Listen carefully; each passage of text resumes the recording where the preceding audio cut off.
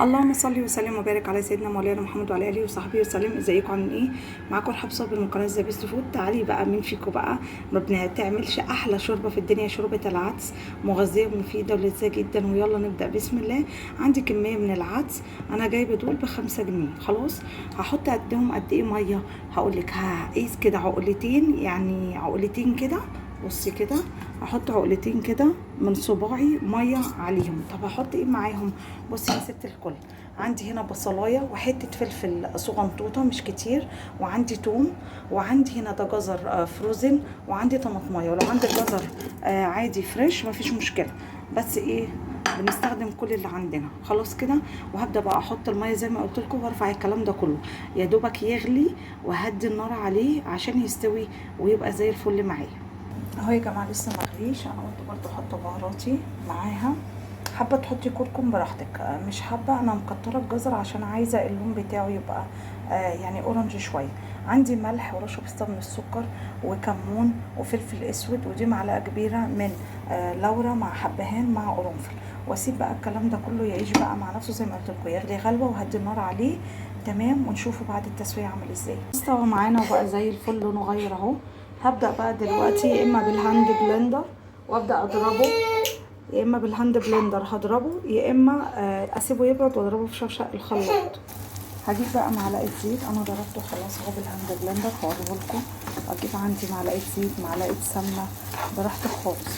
وهبدا بقى ان انا اعمل ايه الحركه القمر دي. خلي بالك انا كله في حله واحده. هبدا بقى اشوح الشعريه بتاعتي. تمام، في ناس بتعمله من غير شعريه، بس صدقيني بالشعريه بيبقى طعمه جميل قوي. هبدا اشوحه واوريهولكوا دلوقتي الدرجه اللي انا عايزاها. تمام كده اللون. وهبدا بقى دلوقتي ان انا انزله فين. بالراحه بقى، خلي بالك. تمام، الكلام الجامد ده. تمام كده. وهبدا بقى اقول لكم هعمل ايه تاني. مجرد بس ان انت غطي عليه بقى دقيقتين كده.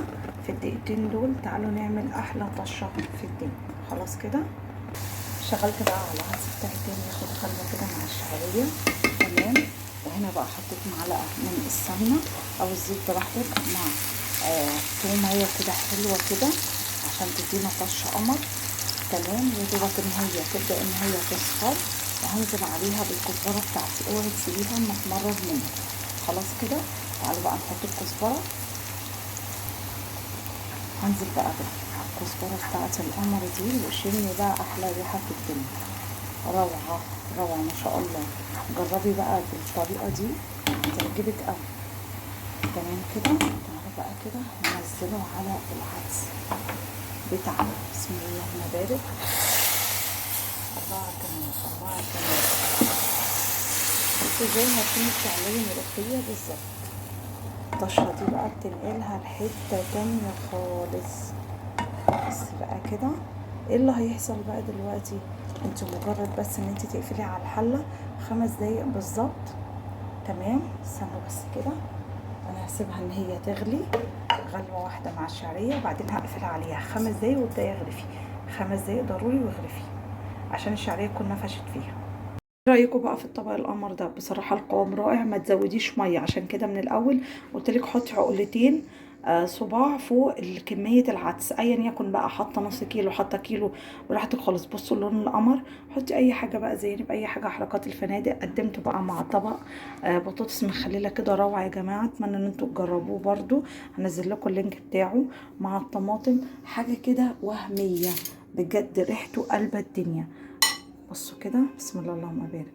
الشعريه طبعا بصوا يا جماعه، هي الكميه مناسبه جدا.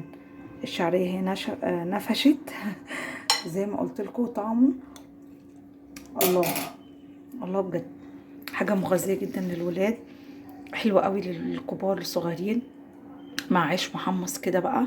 وعايزه اقول لك في ناس عادي بتقدمه مع رز عادي ابيض. يعني انا عامله الوجبه دي مع شويه رز ابيض كده براحتك. اللي عايز يحط ده على ده براحتك، اللي عايز يشربها كده كشوربه مفيش مشكله، اللي عايز يغمس كده بعيش بقى محمص يشرب كده معلقه مع حته عيش محمص مع بطاطساي من دي، حاجه كده قمر. اتمنى ان انتوا تجربوا الطريقه، ولو عجبكم الفيديو ما تشتركوا في القناه وتفعلوا زر الجرس. كانت معاكم رحاب صابر من قناه ذا بيست فود. وشكرا. اللهم صل وسلم وبارك عليك يا محمد وعلى آله وصحبه وسلم. باي باي.